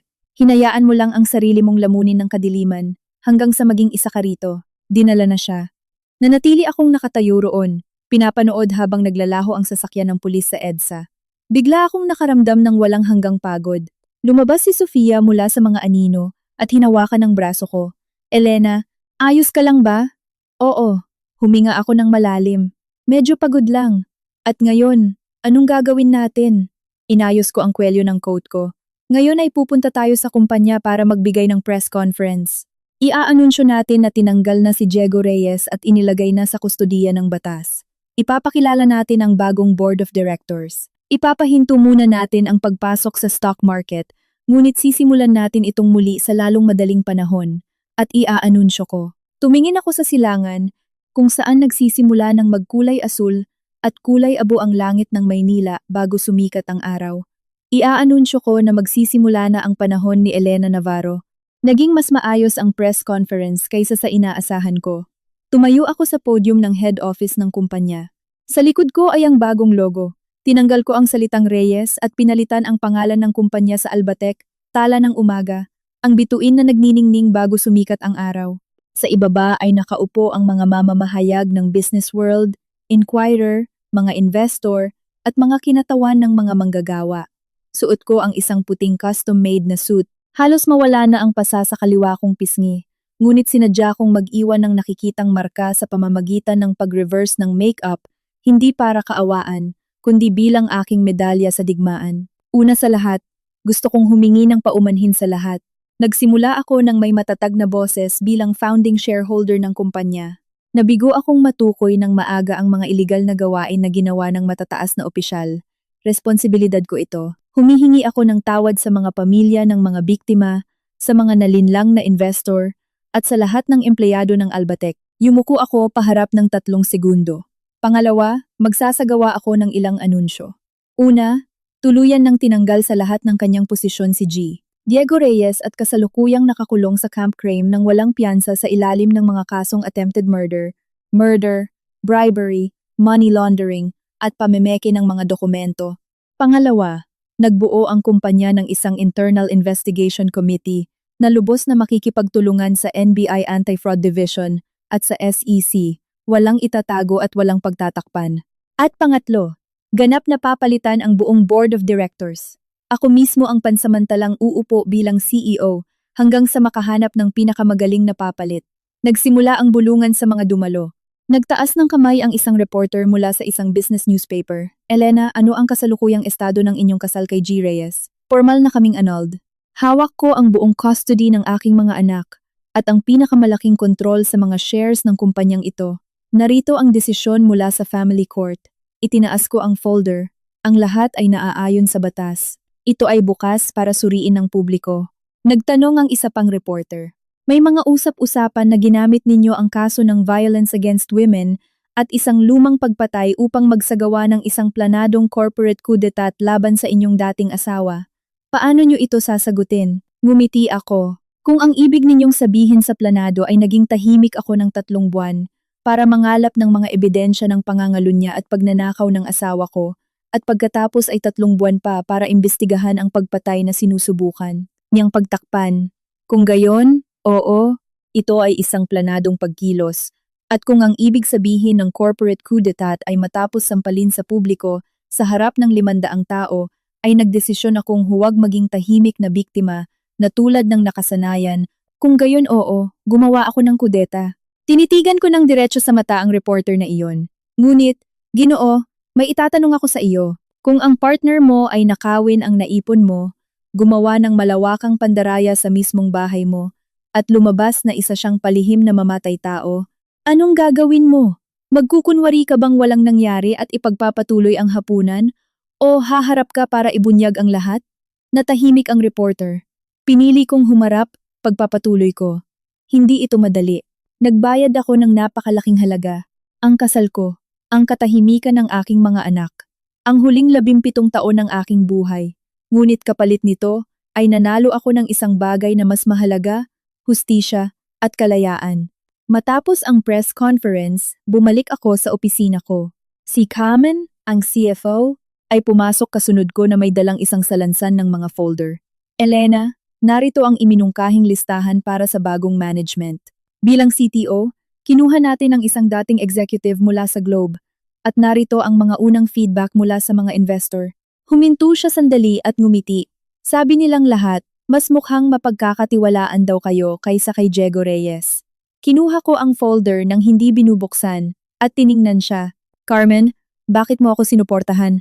Natigilan siya ng 1 segundo at saka umupo. Dahil babae rin ako, dahil mayroon akong anak na babae, at dahil marami na akong nakitang mga Elena sa corporate world na ito, na nauwi sa pagiging mga babaeng wasak at umaasa sa antidepressants bilang collateral damage o direktang naging palamuti lang ng kanilang mga asawa. Gusto kong makita kung ang isang Elena ay kayang maging reyna sa chessboard. At ngayon, inabot niya ang kanyang kamay. Mahal na reyna, isama niyo ako sa inyo sa digmaan. Hinawakan ko ang kamay niya ng mahigpit. Napakagulo ng mga sumunod na 3 buwan. Gumigising ako ng 6:00 ng umaga. Naghahanda ng almusal para kina Mateo at Lucia, hinahatid sila sa eskwelahan at pumupunta sa kumpanya para sunod-sunod na makipag-meeting, mag-ayos ng mga problemang pinansyal, at humarap sa mga inspeksyon ng BIR. Umuuwi ako sa bahay ng 10:00 ng gabi, nagche-check ng mga takdang aralin, pinapatulog sila at patuloy na nagbabasa ng mga legal na ulat hanggang madaling araw. Pumayat ako ng 8 kilo, tinubuan ako ng mga puting buhok, ngunit muling nabuhay ang kumpanya. Naglunsad kami ng bagong linya ng software. Naibalik namin ang tiwala ng mga investment fund mula sa Maynila at London. Nagpasya ang SEC na walang kinalaman ang bagong pamunuan sa mga naunang krimen at pinatawan lamang kami ng pinakamababang corporate penalty. Ipinagpatuloy namin ang plano sa pagpasok sa Philippine Stock Exchange at may mas mataas na market valuation kaysa noon dahil napatunayan ng merkado na ang isang malinis na tech company na walang bahid ng korupsyon ay mas may halaga. Higit sa lahat, nahanap ko muli ang aking sarili. Hindi na ako ang asawa ni Diego, hindi ako ang ina ni na Mateo at Lucia, hindi ako ang anak ni Dean Navarro, ako ay si Elena Navarro, abogada, negosyante, mandirigma. Bumisita sa opisina ko ang mga magulang ni Carlo Mendoza. Dinalhan ako ng matandang babae ng isang kahon ng mga gawang bahay na matamis mula sa kanilang probinsya. Hinawakan ng tatay ang mga kamay ko at umiyak sa gilid ng mukha niyang hindi paralisado. Attorney, hindi director, sabi ng matandang babae. Magsisimula na sa susunod na linggo ang paglilitis para sa anak ko. Sabi ng piskal, maaaring hatulan si Diego ng 30 taon. Reclusion perpetua sa pinagsama-samang mga krimen. Tumango ako. Alam ko, tetestigo ako bilang pangunahing saksi ng piskal. Wala ba kayong galit sa amin? Noong una, hindi kami nagtiwala sa inyo. Akala namin dahil asawa kayo ay susubukan nyo itong pagtakpan.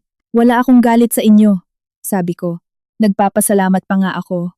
Kung hindi dahil sa inyong katatagan, matagal na sanang itinago sa mga drawer ng korte ang kasong ito. Pinatunayan nyo sa akin na ang hustisya, kahit na minsan ay mabagal at bulag dito sa Pilipinas, ay nakakamit din sa huli.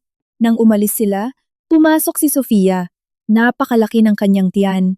7 buwang buntis na siya at mabigat ng maglakad, ngunit mas maganda na ang kulay niya. Ayon sa plano ko, nabigyan ko siya ng posisyon bilang ordinaryong clerk sa isang malayong branch ng kumpanya.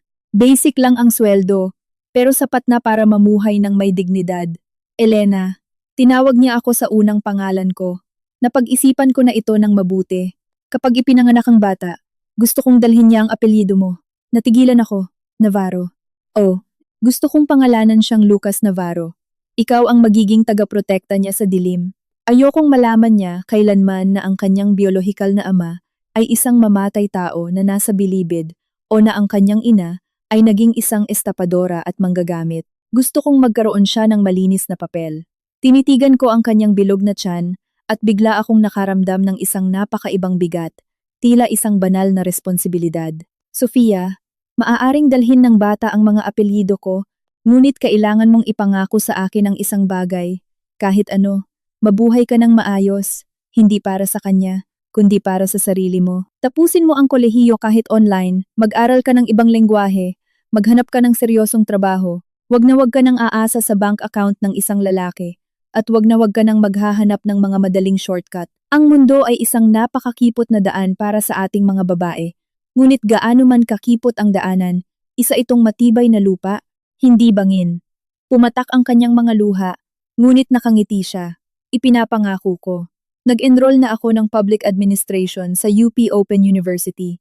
Kapag nakagraduate ako, gusto kong mag-take ng civil service exam o subukang umangat ng legal sa kumpanya mo mula sa pinakamababa. Mabuti, sabi ko sa kanya. Hihintayin kita.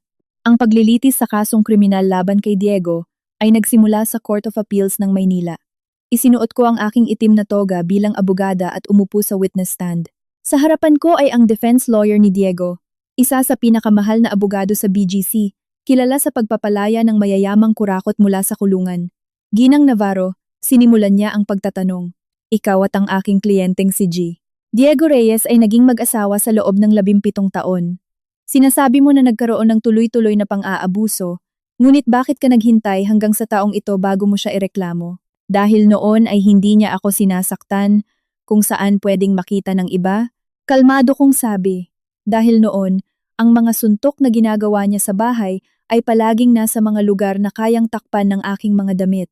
Nagkaroon ng bulungan sa loob ng korte, pinukpok ng huwes ang kanyang gavel. Ginang Navarro, kumalap kayo ng napakaraming ebidensya. Pangangalunya, money laundering sa offshore accounts, pagtatakip ng pagpatay. Hindi ba totoo na sinimulan mo lang ang buong investigasyon na ito matapos mong malaman na nangaliwa siya? Totoo iyon. Kung gayon, maaari bang isipin na ang iyong tunay na motibo ay hindi hustisya, kundi isang personal at pinansyal na paghihiganti? Tumawa ako. Panero, hayaan mong tanungin kita. Kung nalaman mo na ninanakawan ka ng isa sa mga law partner mo at lihim kang nangalap ng ebidensya para ireklamo siya sa mga pulis, matatawag ba iyong paghihiganti o paggawa ng hustisya? Nautal ang abogado. Ibang usapan iyan, hindi eksaktong magkapareho. Ninakaw ni Diego ang aking kasal, ang aking tiwala, 17 taon ng aking kabataan. At higit pa roon ay ninanakaw niya ang pera ng kumpanyang itinayo namin nang magkasama at ninakaw niya ang buhay ni Carlo Mendoza. Nangalap ako ng mga ebidensya para pagbayaran niya ang kanyang mga ginawa. Kung itinuturing iyon ng batas ng Pilipinas bilang paghihiganti, aaminin ko na nagkasala ako. Ngunit kahit na purong paghihiganti ito, hindi nito mababago ang legal na katotohanan na ginawa ng iyong kliyente ang mga krimeng iyon. Nagiba ng taktika ang defense lawyer. Ginang, nakipagkaibigan kayo kay Binibining Sofia Cruz para makakuha ng personal na impormasyon ng aking kliyente gamit ang panlilinlang. Naglagay ka ng mga wiretapping device sa ari-arian ng iba. Hindi ba't malinaw na paglabag iyan sa fundamental right to privacy? Si Sofia ang unang kumontak sa akin sa social media. Siya mismo ang nagpakita sa akin ng bahagi ng relasyon nila ni Diego. Wala akong pinilit o puwersahan. Ang tanging nagawa ko lang, huminto ako sandali, ay naging mas pasensyosa kaysa sa kanya sa paglalaro nito. Nagtago ka ng mga mikropono.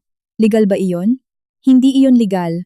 Bukas kong inamin sa harap ng korte, at iyon mismo ang dahilan kung bakit hindi ko isinumite ang mga recording mula sa kwarto bilang ebidensya sa korteng ito. Lahat ng documentary at testimonial evidence na iprinisenta ng piskalya ngayon ay nakuha sa legal na pamamaraan, mga police search, autorisadong eksaminasyon, ang testimonya ni Mang Kiko na mekaniko. Panero, kung gusto mong gamitin ang kahina-hinalang moralidad ko para atakihin ang kredibilidad ng kaso, sige lang. Ngunit naniniwala ako na mas mahalaga para sa korte at sa lipunang Pilipino na malaman kung pinatay ni Diego ang isang inosenteng tao at hindi kung naging perpekto ba akong asawa o hindi sa aking investigasyon. Tiningnan ko ang upuan ng akusado. Hindi ako perpekto. Nakagawa ako ng mga pagkakamali. Nagtiwala ako ng buo sa taong hindi dapat. Tinalikuran ko ang aking magandang karera bilang abogada para maging huwarang ina ng tahanan. Kahit noong natuklasan ko ang una niyang pambabae, nagkaroon ako ng tangang pantasya na maaayos ko pa ang kasal. Ngunit sa huli ay pinili ko ang katotohanan. Pinili kong magsuot ng itim na toga. Umupo sa isang korte at aminin ang lahat. Kahit na mangangahulugan ito ng paglabas ko sa mga balita sa TV Patrol o 24 oras, kahit na kailangang tiisin ng aking mga anak ang mga bulungan sa palaruan ng eskwelahan, bahagyang nabulol ang boses ko. Ngunit lumunok ako at inayos ang sarili. At kaya ako nakaupo rito ngayon ay hindi lamang para maghiganti, kundi para sabihin sa lahat ng mga kababaihan sa bansang ito na nasa kaparehong sitwasyon, na maaari kanilang pagtaksilan, ngunit hindi kanila pwedeng sirain. Maaari kanilang pabagsakin gamit ang isang sampal, ngunit maaari kang bumangon.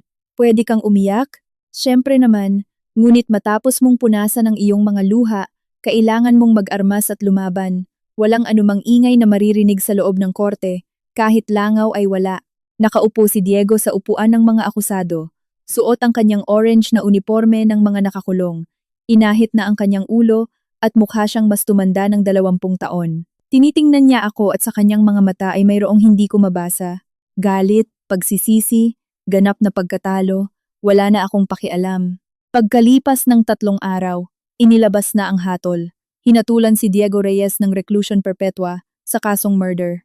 8 taon para sa money laundering at malawakang pandaraya at karagdagang 4 na taon para sa patuloy na panunuhol sa mga opisyal ng gobyerno. Ang kabuuang parusa ay umabot sa pinakamataas na limitasyon ayon sa batas ng Pilipinas. Hindi na siya makakatapak pa sa labas sa susunod na 25 hanggang 30 taon ng kanyang buhay. Hindi na siya umapela sa hatol. Paglabas ko ng Court of Appeals ay pinalibutan ako ng napakaraming mikropono mula sa ABS-CBN, GMA at TV5. Ginang Navarro, masaya ba kayo sa naging hatol? Nakita na ang hustisya. Maikli kong sagot, ngunit wala akong dapat ipagdiwang. Namatay ang isang matalinong binata. Nawasak ang isang pamilya sa Batangas. Ang huling 17 taon ng buhay ko ay naging isang kasinungalingan. Hindi ito isang tagumpay. Ito lamang ang katapusan. Bibisitahin niyo ba siya sa bilibid? Hindi, tapos na kami. Noong ininsulto niya ako na oras na para tumabi ang matandang mapait, Noong nag-arkila siya ng hotel room kasama ang isang 24 na taong gulang na kabit sa araw ng aming anibersaryo, noong sinampal niya ako sa publiko para ipahiya ako. Sa lahat ng mga pagkakataong iyon, nagtapos na ang aming relasyon ng tuluyan. Gumawa ako ng daan sa gitna ng mga kamera, kasama ang mga bodyguard at abogado ko, at sumakay ako sa aking sasakyan. Nakaupo si Sofia sa passenger seat. Sobrang laki ng tiyan niya kaya halos hindi na niya maikabit ang seatbelt. Ise-celebrate ba natin? Tanong niya sa akin. Hindi, pinaandar ko ang sasakyan. Pupunta tayo sa Makati Med. Manganganak ka na anumang oras ngayon at nakaschedule ka para sa huling check-up sa OBGYN. Tiningnan niya ako at ang kanyang mga mata ay kumikinang sa isang napakalambing na paraan. Elena, alam mo ba, minsan pakiramdam ko mas nakatatanda kitang kapatid kaysa sa sarili kong kadugo. Wala akong nakababatang kapatid na babae. Sabi ko sa kanya habang binubuksan ang signal light para pumasok sa Ayala Avenue. Ngunit kung magkakaroon man ako, mas gugustuhin kong mas maging matalino siya sa iyo at hindi ulitin ang mga kapalpakan mo. Tumawa si Sofia at hinimas ang kanyang tiyan. Hindi niya gagawin iyon. Magiging napakatalino at mabuting tao ng batang ito. Katulad mo, wala na akong sinabi. Tinapakan ko na lang ang silinyador. Sa pamamagitan ng mga bintana, nagniningning ng buong lakas ang mga ilaw ng Makati. 17 taon na ang nakalipas. Naglalakad kami ni Diego sa mismong kalyeng ito at iniisip na tatanda kaming magkasama. 17 taon ang lumipas. Mag-isa akong nagmamaneho sa kalyeng ito na puno ng mga peklat. Ngunit puno rin ng ganap na kapangyarihan. Hindi ito ang katapusan. Ito ay isang simula. 3 taon ang lumipas. Pumasok ang Albatech sa Philippine Stock Exchange Index. Ang aming market capitalization ay lumagpas sa 5 bilyong piso. Nasa Grand Hall ako ng PSE sa BGC. Pinapatunog ang tradisyonal na kampana para simulan ang aming pagpasok sa merkado. Sa ibaba, pumapalakpak ang buong koponan ko, ang malalaking investment fund at ang aking mga anak. 15 taong gulang na si Mateo at 12 naman si Lucia. Nakasuot sila ng formal at mukhang dalawang maliliit na matatanda. Naroon din si Sofia. Siya na ngayon ang Head of Administration ng Logistics Department. Matapos makuha ang kanyang degree online, kumuha siya ng Executive MBA. 3 taong gulang na ang anak niyang si Lucas Navarro. Isa siyang malikot at napakagandang bata na ngumingiti sa lahat. Walang nakakaalam sa buong Pilipinas ng kanyang tunay na pinagmulan. Iniisip ng lahat sa kumpanya na inaanak lang siya na pinoprotektahan ng presidente. Mama, tumakbo si Lucia papunta sa akin at niyakap ang mga binti ko. Paglaki ko, magiging CEO din ako at ako ang magpapatunog ng kampana. Siyempre naman anak, yumuko ako at marahang pinisil ang pisngi niya. Pero bago iyon, kailangan mo munang magkaroon ng matataas na marka at pagkatapos ay magsimulang magtrabaho sa kumpanya mula sa pinakababa. Gumagawa ng mga photocopy tulad ng ginawa ni Tita Sofia. At gaano katagal iyon? Mga 10 o 15 taon. Nangunot ang ilong ni Lucia. Grabe, ang tagal naman nun. Hindi naman ganoon katagal. Tumayo ako habang nakatingin sa kumikislap na berdeng screen ng pagtaas ng mga shares namin. Lilipas ito sa isang kisap mata. Tulad nitong nakalipas na 3 taon, napakaraming nangyari. Dahil sa aking magandang pamamahala, naging nangunguna ang kumpanya sa buong Pilipinas. Nag-develop kami ng artificial intelligence para sa medical applications. Isang software na tumutulong sa mga bulag na maka-interact sa kanilang paligid gamit ang spatial recognition at isang kumpletong security platform laban sa money laundering na mismong Bangko Sentral ng Pilipinas ang bumili mula sa amin. Lumabas ako sa listahan ng pinakamaimpluwensyang kababaihan sa Forbes Philippines. Binigyan ako ng mga parangal para sa aking karera sa negosyo at iniimbitahan akong magsalita sa Asian Institute of Management at Ateneo Graduate School of Business. Kapag tinatanong ako ng mga magazine kung ano ang sekreto ng tagumpay, palagi kong sinasabi, kung sasampalin ka ng buhay o ng isang lalaki, siguraduhin mong ibalik ito at gawing mas malakas. Hindi ito pag-uudyok sa karahasan. Isa itong pag-uudyok na bawiin ang iyong dignidad. Si Sofia, nang magdalawang taong gulang si Lucas, ay nakakilala siya ng isang lalaki. Isang normal na IT programmer. Medyo mahiyain, ngunit tunay na mabuti. Siyempre nagbayad ako ng investigador para suriin ang kanyang nakaraan. Mayroon siyang malinis na record at tinatrato niya si Lucas na parang sarili niyang anak. Elena, nagtanong sa akin isang araw si Sofia nang may kaba sa opisina ko. Sa tingin mo ba karapat-dapat siya? Ano sa tingin mo? Sa tingin ko, namula siya. Sa tingin ko gusto ko nang subukan sa pagkakataong ito kung ano talaga ang ibig sabihin ng normal na pag-ibig. Subukan mo, sabi ko, habang pumipirma sa mga papel. Ngunit tandaan mo ang gintong panuntunan. Huwag mo kailanman pabayaan ang trabaho mo, ang pag-akyat mo sa posisyon dahil sa MBA mo, ni ang pagiging independent mo sa pera dahil sa kahit sinong lalaki, kahit siya pa ang pinakamabait sa buong mundo. Mas mahalaga iyan kaysa sa kahit anong romantikong fairy tale. Seryoso siyang tumango na parang isang estudyante. Ikinasal sila sa isang maliit at magandang civil wedding sa isang garden venue sa labas ng Maynila noong tag-araw. Dumalo ako bilang kapamilya ng babae. Pumasok ako sa tent na hawak ang kamay ng maliit na si Lucas at ibinigay siya sa kanyang ina. Tumakbo si Lucas para yakapin si Sofia at pagkatapos ay lumingon siya sa akin. Ninang, kinawayan ko siya habang nakangiti, ngunit naramdaman ko na napuno ng luha ang aking mga mata. Ang pag-iral ng batang ito, na bunga ng panlilinlang na sumira sa buhay ko, ay naging isa sa pinaka-nakakagulat na regalo ng tadhana. Itinuro niya sa akin na ang layunin ng paghihiganti ay hindi lamang para maging abo ang iyong mga kaaway, kundi gamitin ang mga abong iyon bilang pataba upang lumikha ng bagong bagay. Isang taon matapos pumasok sa stock market, sa isang summit ng mga tech executive sa Grand Hyatt BGC sa Maynila, nagpapahinga ako sa VIP room bago ang aking presentation. Bumukas ang pinto at pumasok ang isang napakalinis at eleganteng babae, nakasuot ng Chanel suit. Mukha siyang nasa edad 40, elegante at may matalas na tingin. Ginang Navarro, ikinagagalak ko na makilala kayo sa wakas. Ako si Isabel Torres, CEO ng Vertis Group. Nakipagkamay ako sa kanya. Pamilyar ang pangalang iyon sa tech industry. Isabel, nagkita na ba tayo dati sa kahit anong event? Hindi sa isang opisyal na kapasidad? Umupo siya at tinanggap ang kape na ibinigay ng staff?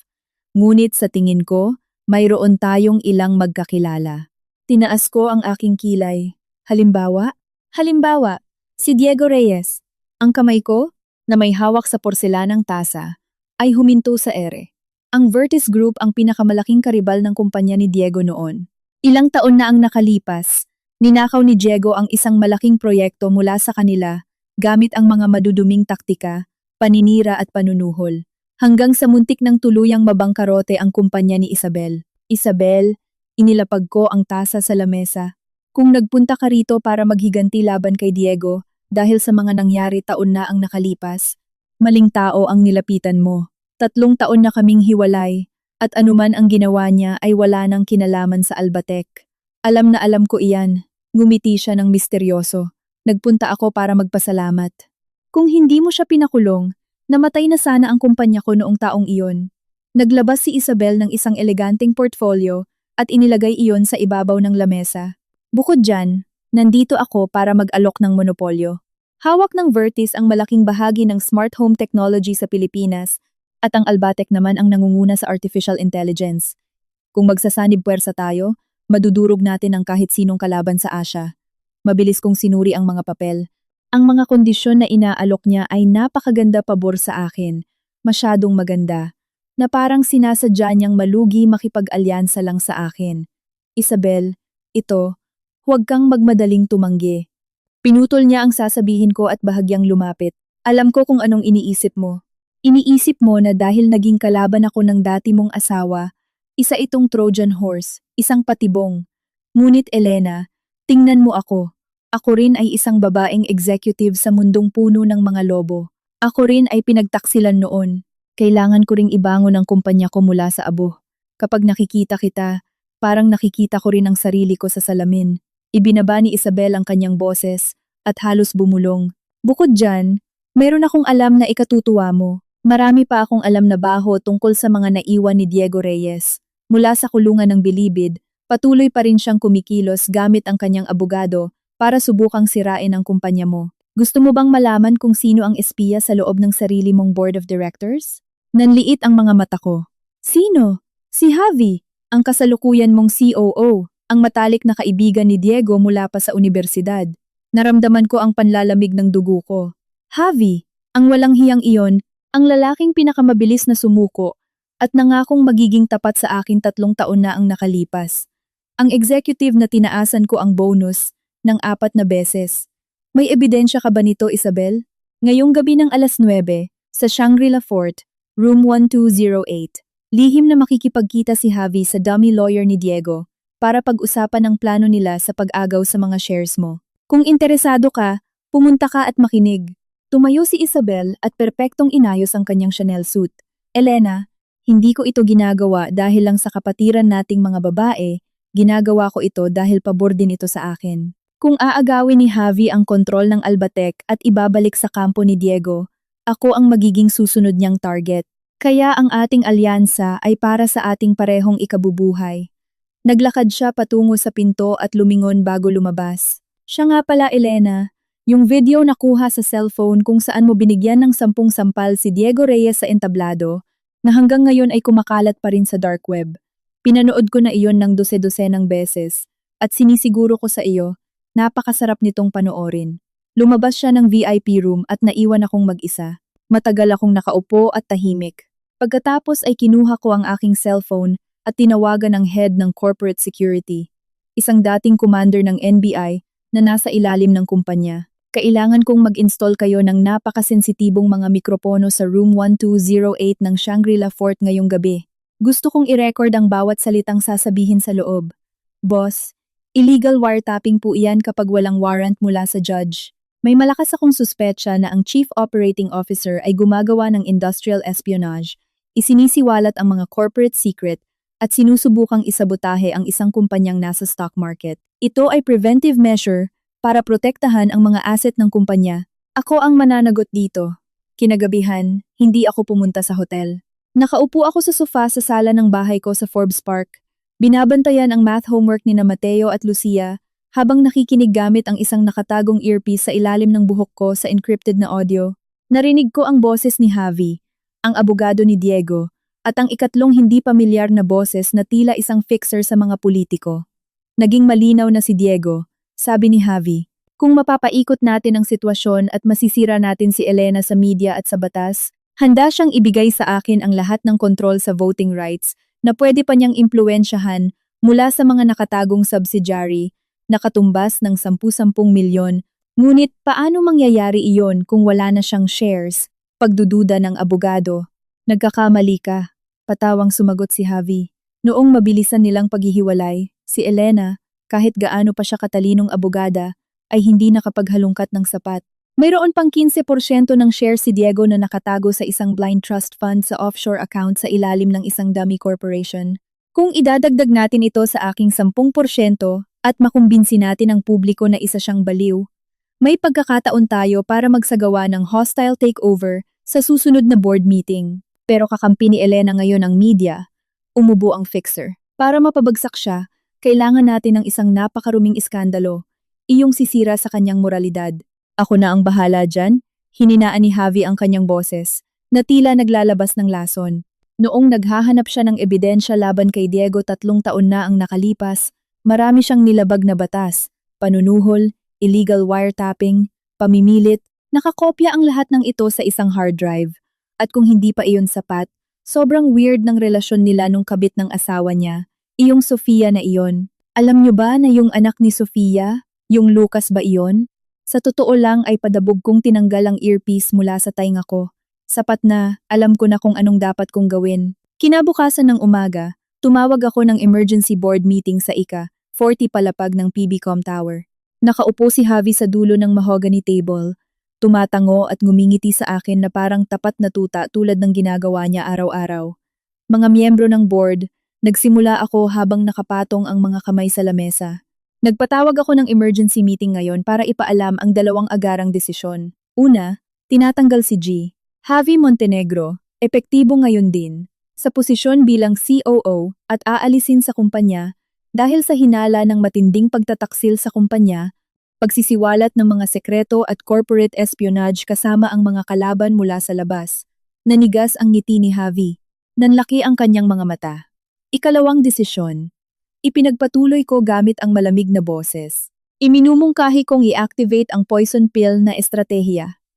Isang mekanismo para paramihin ang shares upang maiwasang gamitin ng kahit anong dummy corporation o blind trust fund na direktang konektado kay G. Javi o Diego Reyes para mapigilan ang anumang hostile takeover. Isa pa, ngayong araw mismo ipapadala natin ang dossier sa NBI Anti-Fraud Division at sa SEC na nagdedetalye sa mga nakatagong offshore account ni G. Reyes para sa patuloy na money laundering. Elena, isa itong witch hunt. Mabilis na tumayo si Javi, namumula sa galit. Nagsisinungaling ka, wala kang kahit anong ebidensya. Kinuha ko ang remote control ng projector at pinindot ito. Bumababa ang malaking LED screen. Isang edited audio file ang tumunog sa high-fidelity speakers ng kwarto. Bawat salita niya mula sa pakikipagsabwatan, bawat banggit ng pagsira sa buhay ko at pag-atake sa kumpanya, ay umalingaw-ngaw ng may nakakapangilabot na linaw. Iyan, mga illegal wiretap iyan, isa iyang krimen sa privacy. Nauutal si Javi at pinagpapawisan ng malapot. Mga preventive wiretap iyan na autorisado ng security department ng isang listed company. Pagsisinungaling ko ng kasing lamig ng bato. Bilang COO, dapat binasa mong mabuti ang cybersecurity protocols na pinirmahan mo sa kontrata mo. Napabagsak si Javi sa upuan na parang nawalan ng buto. Alam mo na, nilinlang mo ako. Sinabi sa akin ni Isabel Torres. Ibinenta ka na ng mga tinatawag mong kaalyado, bago ka pa man magsimulang maglaro, itinuro ko ang pintuan gamit ang aking ulo. At pumasok ang dalawang miyembro ng security. Samahan niyo siya sa opisina niya para kunin ang mga personal na gamit at sabihan ang legal department na isampa ngayong araw ang kasong industrial espionage. Isa pa Javi, huminto ako. Bukod sa lahat ng iyan, isasama rin natin ang kasong pagiging kasabwat sa murder. Dahil doon sa aksidente kung saan namatay si Carlo Mendoza, tinulungan mo si Diego na itago ang pera na ibinayad kay Mang Kiko na mekaniko, hindi ba? Hindi maitatago ni Diego ang pera na iyon kung wala ang tulong mo. Muntik nang himatayin si Javi roon mismo. Paano mo nalaman yan? Nagising na mula sa koma si Mang Kiko 1 taon na ang nakalipas. Ibinulong ko habang naglalakad palagpas sa kanya at inamin niya ang lahat. Dinala nila siya habang kinakaladkad ang kanyang mga paa. Ang boardroom ay muling binalot ng katahimikan na tila ba sa sementeryo. Binato ni Carmen ang tensyon sa pamamagitan ng paglunok. Elena, anong gagawin natin ngayon? Tumayo ako, kinuha ko ang aking blazer at isinampay sa aking mga balikat. Ngayon, pupunta ako sa Bilibid para bisitahin ang ex-husband ko. Ipapaalam ko sa kanya na ang huling bulok na barahan na natitira sa kanya ay nasunog na. Ang visiting room sa kulungan ay isang kulay abo, malungkot, at nakakapanlumong lugar. Halos 4 na taon na ang lumipas. Nakaupo si Diego Reyes sa kabilang side ng safety glass. Nakasuot siya ng gray na uniforme. Ang buhok niya, na dati ay palaging may gel, ay kalbo na ngayon, manipis at puno ng uban. Napakataba at malambot na niya. Mukha siyang isang matanda at nakakuba. Gayunpaman, sa kaibuturan ng kanyang mga mata, ang galit ay patuloy na nagniningas na parang lason. Pumunta ka. Hindi ako makapaniwala. Bulong niya sa telepono. Ano na namang ipagyayabang mo sa akin ngayon? Na inaresto na si Javi? O nahanap mo na sa wakas ang blind fund ko sa abroad at pina-freeze na? Pareho kong ginawa iyon. Sagot ko, habang hawak ang telepono. Pero higit sa lahat, nandito ako para magkwento sa iyo ng ilan. Wala siyang sinabi, ngunit tumigas ang kanyang panga. Unang kwento. Nagpakasal si Sofia sa isang IT programmer. Isa siyang tapat na lalaki at trinatrato niya si Sofia ng napakabuti. Pangalawang kwento. 4 na taong gulang na si Lucas Navarro, pumapasok na sa nursery at siya ang pinakamasayang bata sa buong Maynila. Araw-araw paglabas niya ng eskwelahan, tumatakbo siya papunta sa akin para yumakap at tinatawag akong ninang. Bahagyang nagbago ang ekspresyon ni Diego, ngunit ang namumuting mga buko ng daliri niya sa nakakuyom na mga kamay habang nakadikit sa salamin ang nagpahalata sa kanya. Ang kanyang sariling dugo't laman, pinalaki ng pagmamahal ng isang stepfather, minamahal ang babaeng nagpabagsak sa kanyang tunay na ama. At bilang huli, nanatili akong kalmado. Malapit nang mag-enroll si Mateo sa College of Law ng UP, sinusundan ang yapak ng lolo niya at ko. Si Lucia naman ay nanalo sa National Youth Piano Competition at malamang ay pupunta sa Vienna Conservatory bilang exchange student next year. Napakapuno ng kanilang mga schedule, wala silang oras para bumisita sa iyo. Sa kulungang ito na pinabayaan na ng Diyos. Ngunit pinakiusapan nila ako na magbigay sa iyo ng mensahe. Lumapit ako ng sobra sa salamin at hininaan ang aking boses. Sabi nila, salamat. Sabi nila, kung hindi dahil sa pagiging basura mo, hindi sana nila na-realize kung gaano kagaling, kalakas, at kapangyarihan ng nanay na nagluwal sa kanila. Namula at tila may dugo ang mga mata ni Diego. Hindi ko alam kung gusto ba niyang umiyak o gusto niya lang talaga akong patayin sa galit. Elena, nanalo ka na. Sumigaw siya habang hinahampas ang bulletproof na salamin. Nanalo ka na sa lahat. Sinira mo ang imperyo ko. Inagaw mo ang mga anak ko. Ikinulong mo ako rito sa maruming hawla na ito sa natitirang bahagi ng buhay ko. Hindi ka pa ba nakontento? Hindi ako nagpatinag. Ikaw mismo ang sumira sa sarili mo, Diego. Tumigil lang akong linisin ang mga basura mo at pinigilan kitang patuloy na sirain ang buhay ng ibang tao. Tumayo ako mula sa upuang bakal para umalis. Elena, bigla niyang tawag sa akin gamit ang kakaibang basag na tono, tulad noong magkasintahan pa kami sa universidad. Oh, kung noong panahon na iyon ay inamin ko na ang lahat sa iyo. Kung nagsisi ako mula sa kaibuturan ng aking puso habang umiiyak sa paanan mo, mapapatawad mo kaya ako? Lumingon ako para tingnan siya. Tiningnan ko ang lalaking labis kong minahal noong kabataan ko. Ang lalaking pagkatapos ay kinamuhian ko hanggang sa hilingin ko ang kamatayan niya at ang patetikong preso na nasa harap ko ngayon. Hindi, sagot ko ng may lubos na paninindigan. Ngunit sana ay naiwasan ng nadamay na iba. Sana ay patuloy pang nagproprogram si Carlo Mendoza at naghahapunan kasama ang mga magulang niya sa Batangas. Sana hindi nagkaroon ng stroke si Mang Kiko na muntik na niyang ikamatay. Sana hindi sinira ni Sofia ang kanyang kabataan at sana hindi dala-dala ng ating mga anak ang stigma ng pagiging mga anak ng isang mamatay tao na nakasuot ng suit. Tiningnan ko siya sa huling pagkakataon. Nagkaroon ka ng pagkakataong maging isang mabuting tao, Diego. Isang mabuting asawa at mabuting ama. Ngunit ikaw, at ikaw lamang, ang pumili sa highway papuntang impyerno. Ibinaba ko ang plastic na telepono sa hook, tumalikod at naglakad palayo ng hindi lumilingon sa mahabang pasilyo na naiilawan lamang ng mga murang fluorescent. Paglabas ko sa maximum security gate ng Bilibid, halos bulagin ako ng araw ng Maynila. Naghihintay sa akin si Sofia sa parking lot, nakasandal sa hood ng kanyang bagong sasakyan. Isang simpleng kotse na binili niya gamit ang sarili niyang ipon mula sa sweldo niya sa kumpanya. Hindi ito Maserati na binili ng isang matandang asukal de papa. Bunga ito ng kanyang sariling pagsisikap. Elena, ibinaba ko ang bintana. Tumatalon-talon ang batang si Lucas sa kanyang upuan sa likod. Ngayon ang play ng nursery ni Lucas. Pinakiusapan niya kami na dapat pumunta ang kanyang super boss na ninang para manood sa unang hanay. Sasama ka ba? Ngumiti ako. Isang napakabigat na bato ang tila na alis mula sa dibdib ko magpakailanman. Siyempre sasama ako. Sumakay ako sa passenger seat. Umandar ang sasakyan sa probinsyal na kalsada pabalik sa syudad. Mabilis na dumadaan ang tanawin ng Pilipinas sa bintana. Naalala ko ang tag-araw 17 taon na ang nakalipas nang naglalakad kami ni Diego sa parke habang kumakain ng butong pakwan. Pinapangako na magiging isang team kami habang buhay. Bata pa ako noon, naniniwala sa mga fairy tale at naniniwala na ang salita ng isang lalaki sa harap ng altar ay hindi mababali. Ngayon alam ko na ang pag-ibig ay hindi pagiging sunod-sunuran. Hindi ito ang pagtitiis sa lahat para lang mapanatili ang family picture sa Instagram. Ang tunay na pag-ibig ay respeto sa isa't isa, pag-unlad ng magkasabay at dignidad. At kung sirain ng isa sa dalawa iyon, hindi na iyon pag-ibig kundi magiging lubid na sa leeg. Nga pala, Elena, sabi ni Sofia, habang nakatingin sa kalsada na may mahiyain ng ngiti. Buntis ako ulit. Nagulat ako at napahalakhak ng malakas. Diyos ko, congratulations! Sa pagkakataong ito, nasa malusog na kapaligiran na, tama ba? Oo, namula siya. Gusto naming mag-asawa na magkaroon ng 2 anak.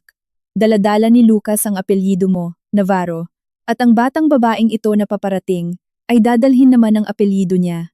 Sa tingin ko ito ang pinakamatarungang gawin. Katarungan? Inulit ko ang salitang iyon at ninamnam.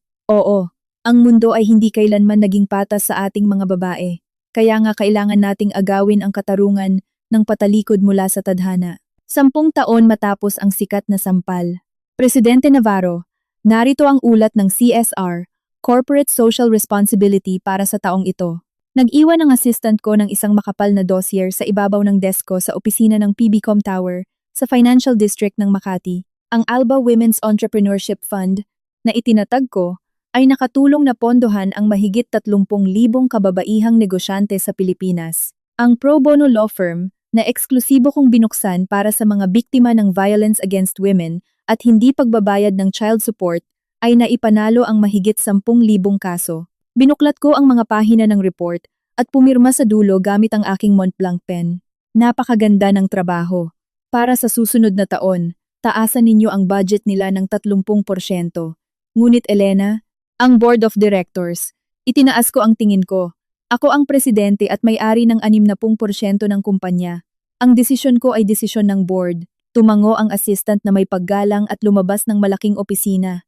Tumayo ako at lumapit sa malaking bintana. Ang buong Maynila ay nasa paanan ko. Ilang taon na ang nakalipas, sa isang entablado sa mismong lungsod na ito, binigyan ko ang asawa ko ng 10 sampal sa harap ng mga sikat at mayayaman at sinabi ko sa kanya, lumayas ka sa buhay ko. Ngayon, mula rito sa Toring Salamin, ginagamit ko ang perang ninakaw at itinago niya para baguhin ang patakaran ng laro para sa libu-libong kababaihan. Nag-vibrate ang cellphone ko. Si Mateo, anak ko.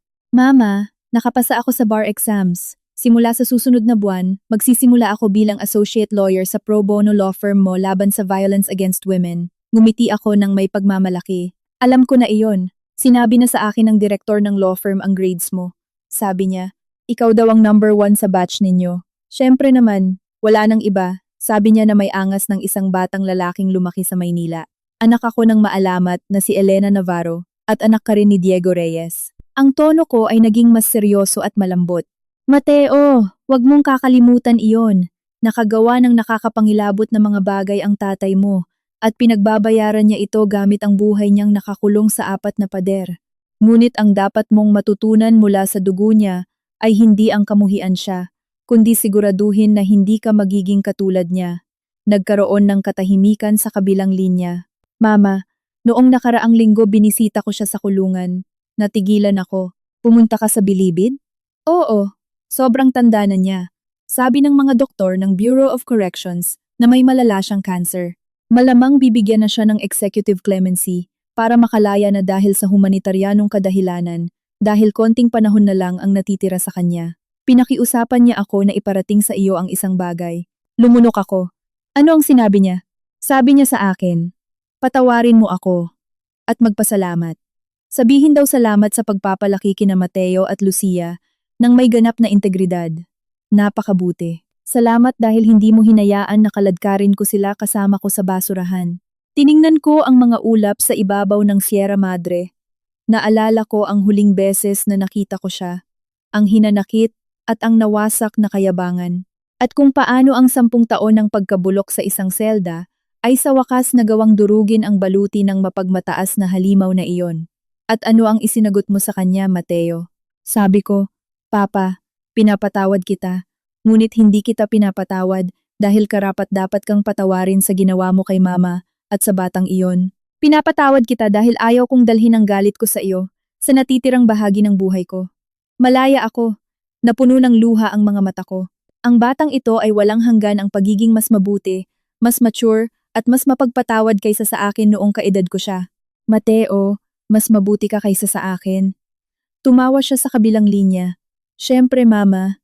Binuo ko ang buhay ko habang nakasakay sa balikat ng isang higanting babae. Ibinaba ko ang telepono at bumalik sa desk ko.